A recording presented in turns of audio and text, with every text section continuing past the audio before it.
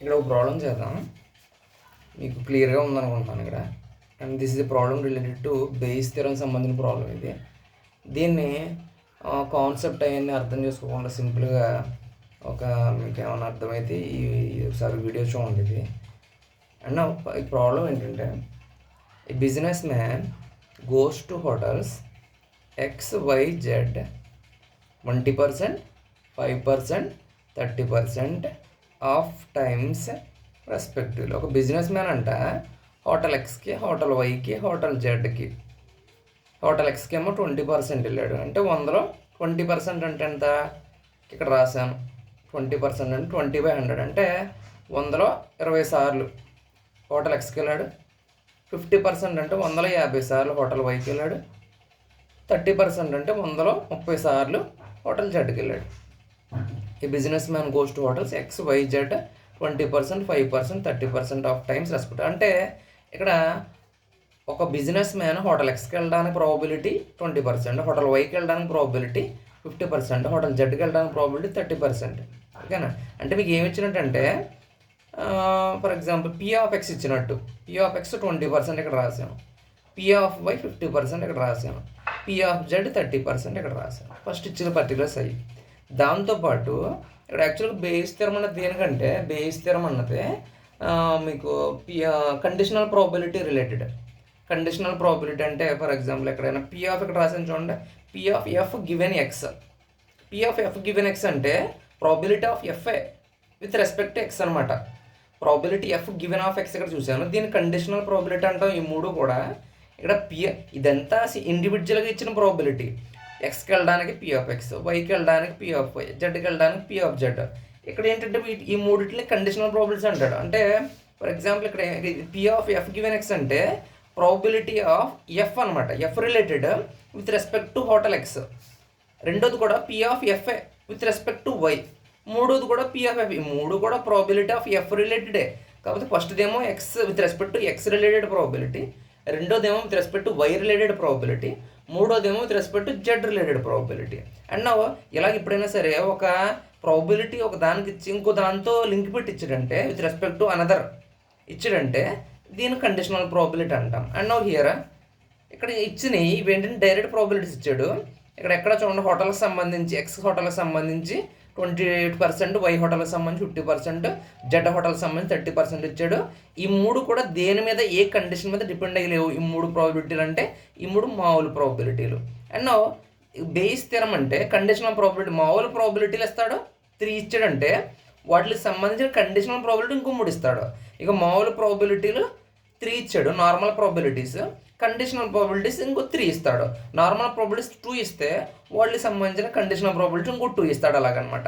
ఇక్కడ normal probabilities 3 ఇచ్చాడు కాబట్టి వాటికి సంబంధించిన కండిషనల్ ప్రాబిలిటీ ఇంకో 3 ఇస్తాడు. ఇక చూడండి ఇక్కడ ఇచ్చాడు, it is known that 5%, 4%, 8% of the rooms in XYZ hotels have faulty plumbings. Faulty plumbings అంటే X హోటల్లో 5% ఫాల్టీ ప్లంబింగ్. అంటే ఏదో ఫాల్టీ అంటే ఏంటి, ఫాల్టీ ప్లంబింగ్ అంటే ఏంటి, ఏదైనా రూములకు సంబంధించి కానీ తలుపులకు సంబంధించి కానీ ఏదో ఫాల్ట్ ఉందన్నమాట.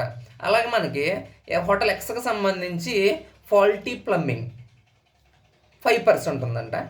హోటల్ వైకి సంబంధించి ఫాల్టీ ప్లంబింగ్ 4% ఉందంట. హోటల్ జెడ్కి సంబంధించి ఫాల్టీ ప్లంబింగ్ 8% ఉందంట. And now here it is known that 5%, 4%, 8% of the rooms in XYZ hotels have faulty plumbings. అంటే X హోటల్లో ఫాల్టీ ప్లంబింగ్ 5% ఉంది, Y హోటల్లో ఫాల్టీ ప్లంబింగ్ 4% ఉంది, Z హోటల్లో ఫాల్టీ ప్లంబింగ్ ఏదో చిన్న మిస్టేక్స్ ఉన్నాయి, ఫాల్టీ ప్లంబింగ్ 8% ఉంది. అంటే ఇక్కడ ఏమి ఇచ్చినట్టంటే, ఇక్కడ XYZ ఇస్తే గుర్తుపెట్టుకోండి, ఇవి మూడు కూడా ఫాల్టీ ప్లంబింగ్ రిలేటెడ్ అనమాట. 5%, 4%, 8% అన్నది ఫాల్టీ. Fని ఏమనుకుందామంటే, F denotes faulty plumbing room related. F అన్నది ఫాల్టీ ప్లంబింగ్ రూమ్ డినోట్ చేస్తుంది అనుకుందాం. అంటే మీకు ఈ మూడు కూడా ఏది సంబంధించి అంటే ఫాల్టీ ప్లంబింగ్ రిలేటెడ్ అనమాట. ఈ మూడు ప్రాబిలిటీలు అంటే F రిలేటెడే. ఫాల్టీ ప్లంబింగ్ F అనుకున్నాం కాబట్టి P ఆఫ్ F ఇది, P ఆఫ్ F ఇది, ఇది కూడా P ఆఫ్ F. కాకపోతే 5% అన్నది probability of faulty plumbing with respect to X. 4% అన్నది P of F with respect to Y. 8% అన్నది P of F gain with respect to Z అనమాట. ఇక్కడ ఏమనుకున్నానంటే and let F denotes faulty plumbing room అనుకున్నాం. Given P of F given X, F with respect to X అనమాట. గుర్తుపెట్టుకోండి, ఇక్కడ X ఉందంటే given x ఉంటుంది, వై ఉందంటే గివెన్ వై, జెడ్ ఉందంటే గివెన్ జెడ్ రావాలి. ఓకేనా? ఇప్పుడు కొత్తగా ఎఫ్ అని వేరేది ఏమన్నా అనుకుంటే F given F given F given వస్తుంది. దీన్ని సి అనుకుంటే see given see given see given వస్తుంది. అది ఒకటి గుర్తుపెట్టుకోండి. అండ్ నౌ హియర్ ఎఫ్ అని ఫాల్టీ ప్లంబింగ్ అనుకుంటే ఏ ప్రాబ్లం అయినా సరే ఇదే process. Given P of F related ఈ మూడు కూడా F with respect to X అంటే probability of faulty plumbing with respect to hotel X ఎంత 5% ఇచ్చాడు. 5% అంటే 5/100. And no probability of faulty plumbing with respect to hotel Y 4% ఇచ్చాడు, 4/100. ఇక్కడ కూడా 20% అంటే 20/100, 50% అంటే 50/100, 30% అంటే 30/100. Probability of faulty plumbing with respect to hotel Z 8% 8/100. And no మీకు ఫైండ్ అవుట్ చేయవలసిన ప్రాబిలిటీ అడుగుతాడు.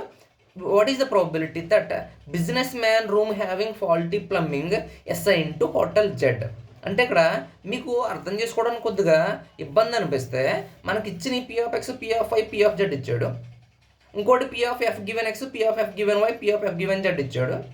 మనకి కంపల్సరీగా మనం ఫైండ్ అవుట్ చేయవలసింది కండిషనల్ ప్రాబిలిటీ అవుతుంది. ఇలాగా some given from A given B ఆ ఫార్ములానే ఉంటుంది అనమాట. అండ్ నౌ హియర్ ఇక్కడ మనం ఫైండ్ అవుట్ చేయవలసింది ఏంటంటే హోటల్ జెడ్ ఉంది, ఫాల్టీ ప్లంబింగ్ అని ఉంది, అంటే ఎఫ్ ఉంది, ఫాల్టీ ప్లంబింగ్ ఎఫ్ ఉంది, జెడ్ ఉంది. అంటే మనం ఫైండ్ అవుట్ చేయవలసింది probability of faulty plumbing with respect to Z అయినా లేకపోతే probability of Z with respect to F అయినా, రెండిట్లో ఏదోటి. అంటే P of F given Z అయినా P of Z given F అయినా కట్టుకోవాలి. P of F given Z అయినా P of Z given F అయినా కట్టాలి. ఆ రెండిట్లో ఏది కట్టాలంటే ఆల్రెడీ మనకు P of F given Z ఉంది కాబట్టి అది మనం కట్టకూడదు, మనం కట్టవలసింది దాని రివర్స్లో అనమాట. అంటే P of Z given F కట్టాలి.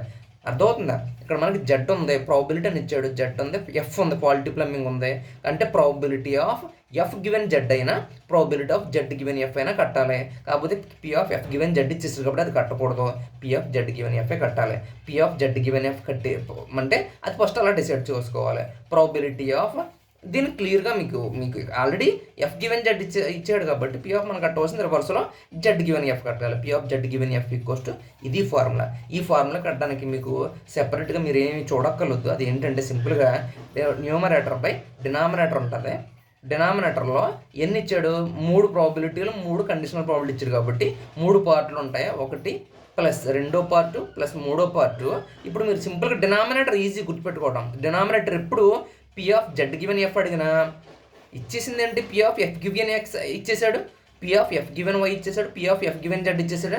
అంటే మనం అడిగేది P of X given F కానీ P of Y given F కానీ P of Z given F కానీ ఈ మూడిట్లో ఏదో అడుగుతాడు. ఇక్కడ రిలేటెడ్ టు జెడ్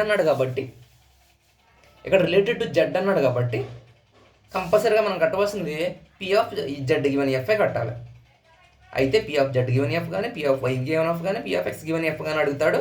ఇక్కడ మనం కట్టవలసింది జెడ్ రిలేటెడ్ కాబట్టి P of Z given F కట్టాలి. P of Z given F equals to మీరు డినామినేటర్ ఈజీ. డినామినేటర్ అంటే ఏమీ లేదు. డినామినేటర్ అంటే సింపుల్గా ఇక్కడ ఉంది చూసారా, పి ఆఫ్ ఎక్స్ ఇంటూ దానికి సంబంధించిన పి ఆఫ్ ఎక్స్ ఇంటూ దానికి సంబంధించిన P of F given X, అది ఈ రెండు మల్టిప్లై చేసేయడం plus P of Y into P of Y related ఏముంది P of F given Y, ఆ రెండు మల్టిప్లై చేసేయడం ప్లస్ పి ఆఫ్ జెడ్కి సంబంధించి పి ఆఫ్ ఏంటి ఎఫ్ గివెన్ జెడ్, ఆ రెండు మల్టిప్లై. డినామినేటర్లో P of Z given F అడిగినా P of Y given F అడిగినా P of X given F అడిగినా ఇది మాత్రం కామన్, కింద ఉన్నది మాత్రం కామన్. అదేంటది?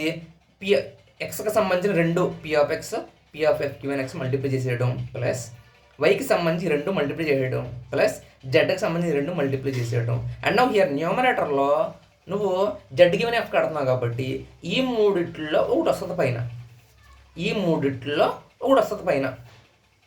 మూడిట్లో ఒకటి. ఓకేనా? జెడ్ గివెన్ ఎఫ్ కడుతున్నాం కాబట్టి జెడ్ సంబంధించి పాటు వచ్చేస్తుంది పైన. ఏంటది? P of Z into P of F given Z. X related X given F కడితే ఎక్స్కి సంబంధించిన పాటు పైన వస్తుంది, వై గివెన్ ఎఫ్ కడితే వైకి సంబంధించిన పాటు పైన వస్తుంది. ఓకేనా? ఇది ఫార్ములా. మళ్ళీ ఎక్స్ప్లెయిన్ చేస్తున్నాను. P of Z given F కావాలంటే denominator part Z given F అయినా వై గివెన్ ఎఫ్ అయినా ఎక్స్ గివెన్ ఎఫ్ అయినా ఒకటే. ఎక్స్కి into X P of X into ఎక్స్కి సంబంధించిన కండిషనల్ ప్రాబిలిటీ ప్లస్ వైకి పి ఆఫ్ వై ఇంటూ దానికి సంబంధించిన కండిషనల్ ప్రాబిలిటీ ప్లస్ జెడ్కి సంబంధించి దానికి సంబంధించిన కండిషన్, ఈ మూడు మల్టిప్లై చేసేది కలిపేయడం అంతే. ఇది ఎప్పుడు ఈ జెడ్ గివెన్ ఎఫ్ అయినా వై గివెన్ ఎఫ్ అయినా ఎక్స్ గివెన్ ఎఫ్ అయినా ఇదే వస్తుంది కింద.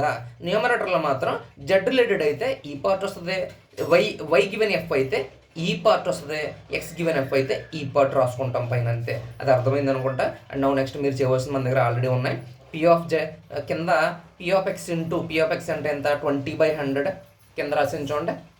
పి ఆఫ్ ఎక్స్ అంటే 20/100 ఇంటూ దానికి సంబంధించిన 5/100 ప్లస్ 50/వైకి సంబంధించిన పి ఆఫ్ వై కదా 50/100 ఇంటూ దానికి సంబంధించిన conditional probability 4/100 plus Z is P of Z into 30/100 into దానికి సంబంధించిన conditional probability P of F given 8/100 పైన ఈ పార్ట్ ఇక్కడ రాసేస్తాం.